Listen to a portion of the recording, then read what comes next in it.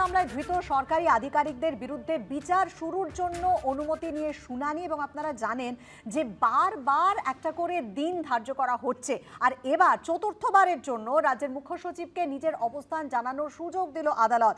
সেই দিনটা ধার্য করা হলো 2রা মে।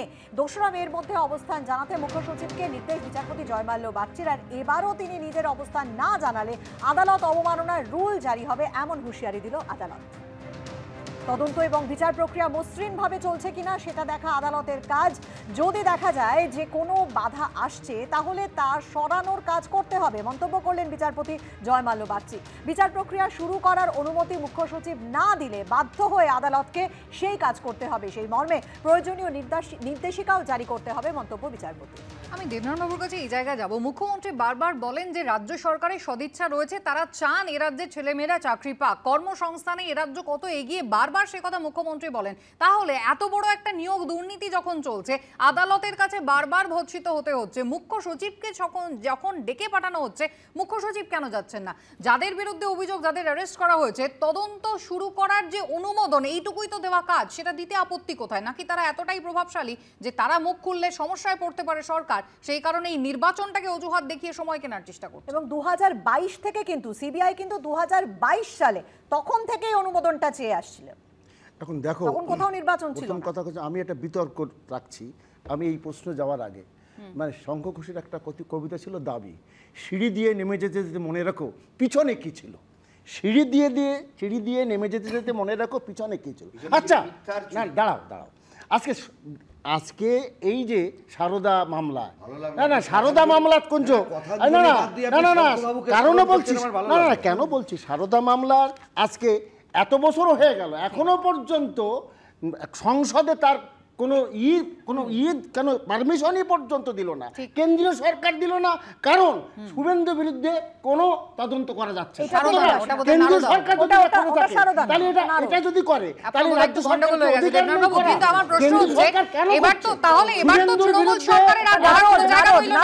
শারদের যখন কোনো শারদার কোনো ফলাফল হলো না আপত্তি, নারদের কোনো ফলাফল হলো না আপত্তি, তাহলে এত বড় একটা নিয়োগ দুর্নীতি মামলায় দুধ আর জল একেবারে আলাদা করে দেখিয়ে দিয়েছে চোখে আঙুল দিয়ে আদালত। তাহলে তো রাজ্য সরকারের খুশি হওয়া উচিত যে একটা তদন্তের কিনারা হয়ে গেল এবং এখানে এবার যোগ্য চাকরি প্রার্থীরা চাকরি পাবেন। আদালত প্রতিশ্রুতি দিচ্ছে, আদালত আশ্বাস দিচ্ছে, তাহলে মুখ্য সচিবের অনেক আগে যাওয়া উচিত ছিল। এতবার তাকে ডাকা হচ্ছে। কাকে বলছো? আমাকে? হ্যাঁ। আচ্ছা না, সেটা আমি তো একটা কথা বললাম, আগে প্রমাণ দিয়ে দেখাও। কেন্দ্রীয় সরকার আজকে শুধু রাজ্য সরকারকে বললে হবে না, কেন্দ্রীয় সরকার আজকে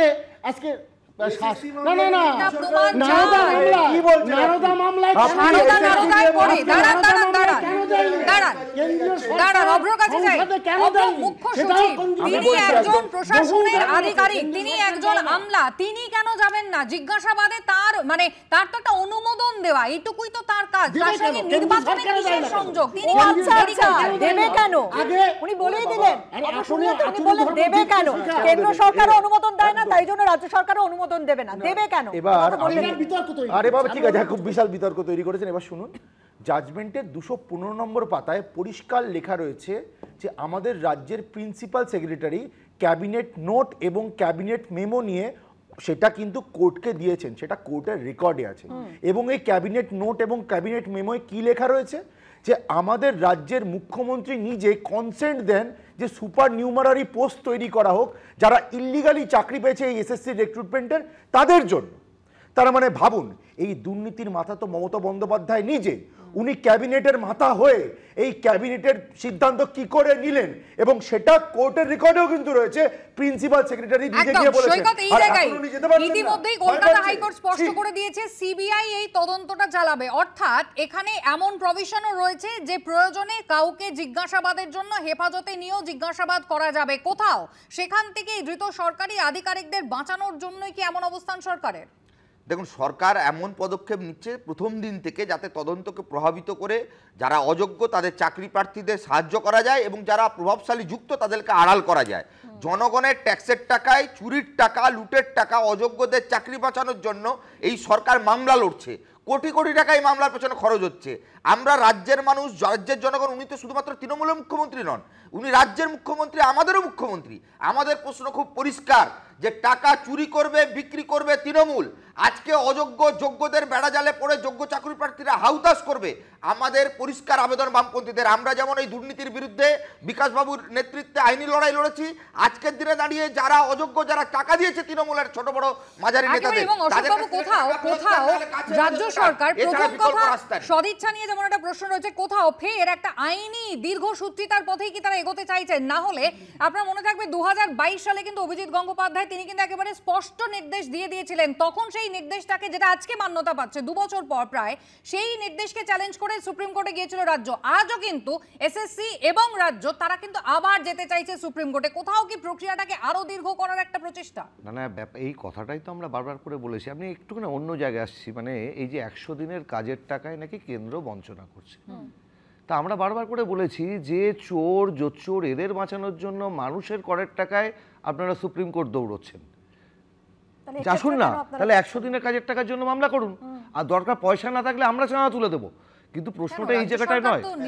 না, আমি বলছি, আরে ওই তো বলছি যাচ্ছে না, তাই জন্য বলছি দরকার হলে আমরা টাকা দেবো। এমনকি অধীর বাবু বলেছিলেন যে সেরকম যদি আদালতে যায় তাহলে আমরাও এক্স্যাক্টলি আমরা যেটা বলতে চাইছি সেটা হচ্ছে এইটাই, যে সমস্তটা কাদের বাঁচাতে ছুটছে, এটা কিন্তু 1 নম্বর কথা। আর 2 নম্বর কথা, যে টাইম কিলিং একটা প্রসেস চলছে। দেবনারায়ণ বাবুর এটা জানা উচিত যে ওটা নারদা মামলায় হয়েছিল, এথিক্স কমিটি, হ্যাঁ, আদবানি তার চেয়ারম্যান ছিলেন, মিটিং ডাকেননি। আসলে দেবনারায়ণ বাবু, শুনুন না, আমি বলছি দুর্নীতি, লুট, এসবে বিজেপির বাধ্য ছাত্র যে আপনারা, এটা তো আপনার জানা উচিত ছিল। কেন বারবার করে এইসব কথাবার্তাগুলো? না, অবশ্য দেবনারায়ণ বাবু খুব ইন্টারেস্টিং একটা কথা বলেই দিলেন যে হ্যাঁ, কেন্দ্র যখন অনুমোদন দেয় না তখন রাজ্য কেন দেবে? বিতর্ক। আমি চলে আসি, ওই জন্য বললাম বাধ্য ছাত্র। দফতরও কি তাহলে বাকি থাকছে না? কারণ এবার যে অভিযোগটা আসছে সেটা হচ্ছে খাদ্য দফতরের এসআই পদে নিয়োগের পরীক্ষায় প্রশ্ন ফাঁসের অভিযোগ, এবং সেই অভিযোগের ভিত্তিতে সিআইডি তদন্তের নির্দেশ দিয়েছে কলকাতা হাইকোর্ট। আর এর পাশাপাশি সম্পূর্ণ নিয়োগ প্রক্রিয়ায় অন্তর্বর্তী স্থগিতাদেশ জারি করেছে আদালত। 22 মের মধ্যে সিআইডির কাছে রিপোর্টও তলব করা হয়েছে।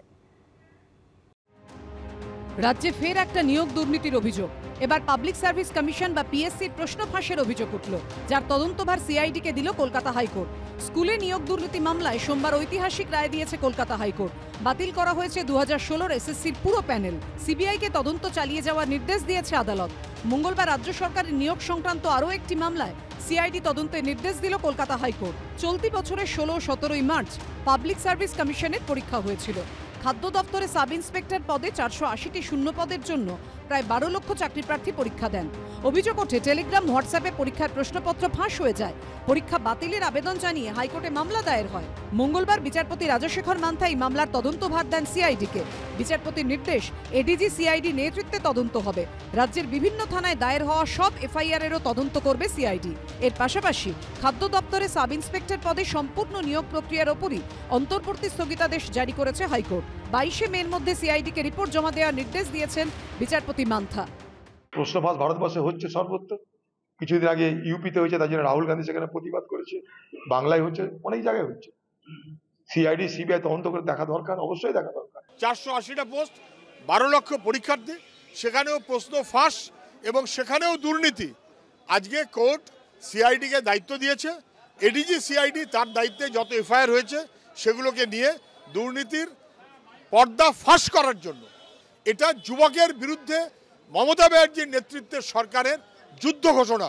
এই যুবকরা মানবে না। এটা আইনি বিষয়, বিচারাধীন বিষয়, একটা পদক্ষেপ কোর্ট নিয়েছে। তো ফলে যে দফতর সরকারের রয়েছে তাদের তরফে তাদের আইনজীবীরা যথাযথভাবে বিষয়টা দেখছেন। এই মুহূর্তে দলের তরফ থেকে কোনো মন্তব্য করব না। এসএসসিতে নিয়োগ দুর্নীতির কারণে প্রায় 26,000 চাকরি বাতিল নিয়ে তোলপাড় চলছে রাজ্য জুড়ে। এর মধ্যেই এবার খাদ্য দপ্তরের পরীক্ষায় প্রশ্ন ফাঁসের অভিযোগের তদন্তভার সিআইডিকে দিল আদালত। সৌভিক মজুমদার, সুমন ঘড়াই ও রাজীব চৌধুরী রিপোর্ট, এবিপি আনন্দ। তাহলে দেবনারায়ণ বাবু, এ রাজ্যে চাকরি মানেই দুর্নীতি? এটা তো একটা পারসেপশন তৈরি করা হচ্ছে। হ্যাঁ, সমস্যাটা আসছে, নিশ্চয়ই ইনভেস্টিগেশন হবে। আমরা স্বচ্ছভাবে এই ইনভেস্টিগেশনটা চাই। কিন্তু একটা কথা, একটা কথা বারবার কখনো সিআইডি করবে, কখনো সিবিআই করবে, এক আদালতে ডিভিশন বেঞ্চ, তারপরে সুপ্রিম কোর্ট অবধি যাওয়া হবে। এটা তো পুরোপুরি অধীরবাবু উত্তরও দিয়েছেন। শুধু সারা ভারতে সুপার নিউমারি পোস্ট নিয়ে বলা হচ্ছে প্যানেলটার নিয়োগ, সুপার নিউমারি পোস্ট পুরো প্যানেলটার নিয়োগের জন্য, অবৈধ নিয়োগ বৈধর জন্য নয়। এই যে কথাটা সুপার নিউমারি পোস্ট তৈরি করার প্রয়োজনটা কেন হলো? সুপার নিউমারি পোস্ট তৈরি করার প্রয়োজনটা কেন হলো আপনি আগে সেটা বলুন। এটা ভুল, এই পারসেপশনটা তৈরি পরিষ্কার লেখা রয়েছে জাজমেন্টে, পরিষ্কার জাজমেন্টে লেখা রয়েছে। না না না, ভুল বলছেন, ভুল বলছেন। জাজমেন্টে লেখা রয়েছে। সুপার নিউমারি পোস্টটা তৈরি করার প্রয়োজন কেন পড়লো? 24,000 শূন্য পদের জন্য যদি পরীক্ষা হয়ে থাকে তাহলে সেখানে সুপার নিউমারি পোস্ট তৈরি করার অনুমোদন রাজ্য সরকার দেবে কেন?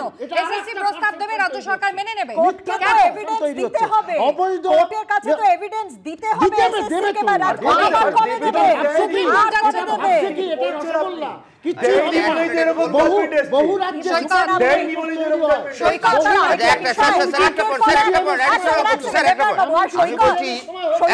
একের পর এক দফতরে যেভাবে আমরা দেখছি যে মানে নিয়োগ মানেই বেনিয়ম, দুর্নীতি, মানে বাংলার মানুষ এটা দেখতে দেখতে আমার তো মনে হয় যে ক্লান্ত হয়ে গেছে। তাহলে কি স্বচ্ছভাবে এ রাজ্যে কোন সরকারি দফতরে নিয়োগ প্রক্রিয়া সম্ভবই নয়?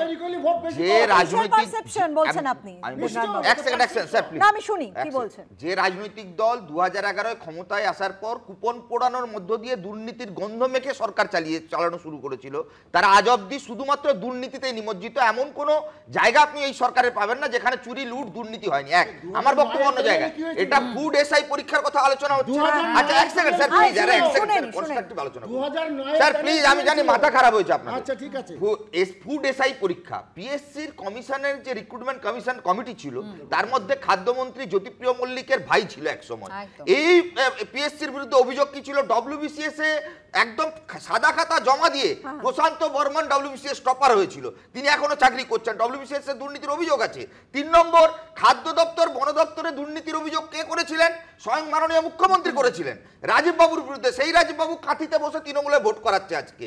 আপনার যদি পুরো র্যাডার দেখেন দুর্নীতির, তাহলে রেশনের চাল চুরির অভিযোগে তদন্ত করতে গিয়ে সিবিআই ইডি দেখতে পাচ্ছে যে খাদ্য দপ্তর বন দপ্তরে দুর্নীতি, ওএমআর সিট সবটা, এমনকি স্ট্যাম্প পাওয়া গেছে বালুর বাড়ি থেকে, বালুর কোন এক আত্মীয়ার বাড়ি থেকে স্ট্যাম্প পাওয়া যাচ্ছে। তার মানে ওএমআর সিট পরীক্ষা, প্রশ্নপত্র ফাঁস, টাকার বাজার, লুট, টাকা একদম কালীঘাট অবধি দুবাইতে। চাইছেন দেবনারায়ণ বাবু প্রমাণ ছাড়া কি আর 25,753 জনের চাকরি গেল? আদালত যে সিদ্ধান্ত নিয়েছে আপনি কিভাবে প্রমাণ এখনো চাইছেন জানি না। আগেও একাধিকবার বলেছেন, গতকাল ফের বললেন বাংলায় আমাদের টার্গেট 35টি আসন। করণদিঘির সভা থেকে এমনই হুঙ্কার দিলেন অমিত শাহ। 35 सीटों का लक्ष्य रखा है। दीदी मेरी बात कान खोलकर सुन लो, बंगाल की जनता अब जागरूक हो गई है। बंगाल में भाजपा 30 से 35 सीटों के बीच में कमल खिलाने वाली है। भाई और बहनों, 35 सीटों पर कमल खिलेगा, मगर मेरी इच्छा है रायगंज का कमल भी ये 30 से 35 सीटों में हो। 18 दी आपने तो 300 पार कर गए, 35 दोगे तो कितना होगा? कितना होगा? और जोर से बोलो, कितना होगा? আর পাল্টা মমতা বন্দ্যোপাধ্যায় কি বলছেন যে এই যে বলছে না এইবার 400 পার, মনে আছে 2021-এ কি বলেছিল? এখানে এসে বলেছিল 200 পার করবে, 100 পার হতে পারেনি, 80ও পার করতে পারেনি। শুনুন কি বলেছেন তিনি। বাংলায় তৃণমূল কংগ্রেস যত বেশি সিট পাবে তত বেশি বিজেপির বিরুদ্ধে আমাদের লড়াইটা জোরদার হবে। এই যে বলছে না ইসবার 400 পার, মনে আছে 2021-এ কি বলেছিল? এখানে ইসবার 200 পার, 100ই পার হতে পারেনি, 80 পার হতে পারেনি। আর প্রথম ফেজে যে 107টা নির্বাচন হয়ে গেছে, বুক ধরফর করতে শুরু করেছে। লোকে অত বোকা নয়, শুধু প্রচার করে লোককে ধোকা দিলে হবে? 102 এর কাজের টাকা নেই, আর রোজ তোমার মুখ প্রচার করছো, তাতে মিথ্যে কথা বলছো, তাতে টাকা আছে। অব্র, কলকাতা হাইকোর্টের রায় নিয়োগ দুর্নীতি নিয়ে সামনে আসার পর কি আরো বেশি অস্ত্র শানাচ্ছে বিজেপি, আরো বেশি কনফিডেন্স বাড়ছে? দেখুন, এসএসসি মামলায় আমরা দেখছি চাকরি প্রার্থী ছিলেন 23 লক্ষ এবং ফুড এসআই নিয়ে যেটা আপনারা কথা বললেন সেটাতে 12 লক্ষ। এবার এদের পরিবারের লোকজন যদি ধরেন তাহলে বোঝা যাচ্ছে 2 থেকে 2.5 কোটি লোক আমাদের রাজ্যের কিন্তু খালি এই দুটো দুর্নীতি দিয়ে এফেক্টেড হয়েছেন। এবং খালি এই দুটো দুর্নীতি কিন্তু শেষ নয়, একের পর এক দুর্নীতি করে গেছে এই তৃণমূল সরকার। আমরা বুঝতে পারছি যে প্রত্যেকটা মানুষ আজকে বাংলার ক্ষেত্রে তারা কিন্তু নিস্তার চাইছে। এই তৃণমূলকে আসন্ন লোকসভা ইলেকশনে বাংলার মানুষ ডাস্টবিনে ফেলে দেবে এবং জনসমর্থন আমাদের দিকে থাকবে। অশোকবাবু, শুধুমাত্র দুর্নীতি নিয়ে সরব হই কি ভোট আসবে, নাকি উন্নয়নের কথাও কোথাও বলতে হবে? রাজ্যের মানুষ তো দুর্নীতির পাশাপাশি উন্নয়নটাও জানতে চান। আমি যেটা বলতে চাইছি যে দুর্নীতির বিরুদ্ধে লড়াইটাই যদি এবার ভোটের নির্ণায়ক একটা দিক হয়ে থাকে, তাহলে বাংলার মানুষ ঠিক যেমনভাবে তৃণমূলকে ছুঁড়ে ফেলে দেবে, ঠিক একইভাবে ইলেকটোরাল বন্ডের যে ভয়ঙ্কর দুর্নীতি, বিশ্বের বৃহত্তম দুর্নীতি সামনে এসেছে, সে বিজেপিকেও দূরে ফেলে দেয়। আর বিজেপির যদি এতই কনফিডেন্ট থাকতো, হেমন্ত সোরেনকে গ্রেপ্তার করতো না, কেজরিওয়ালকে গ্রেপ্তার করতো না, কংগ্রেসের অ্যাকাউন্ট ফ্রিজ করতো না, নোক দাঁতগুলো বেরিয়ে আসতো না তাদের। আপকি বার 400 বার তো ছেড়ে দিন, আমরা তো বলছি, রাহুল গান্ধী বলে দিয়েছেন। আরে ভাই বলতে দাও, 200 পার হবে কিনা সন্দেহ। এত কনফিডেন্ট থাকলে এরকম হয় নাকি? এত যাদের কনফিডেন্ট থাকে তাদের নোক দাঁত বেরোয় না। দেবনারায়ণ বাবু, হবে না কেন? টার্গেট পেরোবে না কেন মনে হচ্ছে? ওয়ান লাইনার দেবনারায়ণ বাবু, কেন মনে হচ্ছে? আমি 10 সেকেন্ড বলছি। রবীন্দ্রনাথের দুর্দিনে কবিতা আছে, ভাষাহীন দিন কুয়াশা বিলীন, মলিনুষার স্বপ্ন, কল্পনা যত বাদুড়ের মতো রাতে ওড়ে কালো। কাদের স্বপ্ন পূরণ হয় জানার জন্য আমাদের 4 জুন পর্যন্ত অবশ্যই অপেক্ষা করতে হবে। আপাতত এই পর্যন্ত, একটু পরে বিরতির পর আনন্দ সকালে অন্যান্য খবর নিয়ে ফিরবো, আপনারা সঙ্গে থাকুন।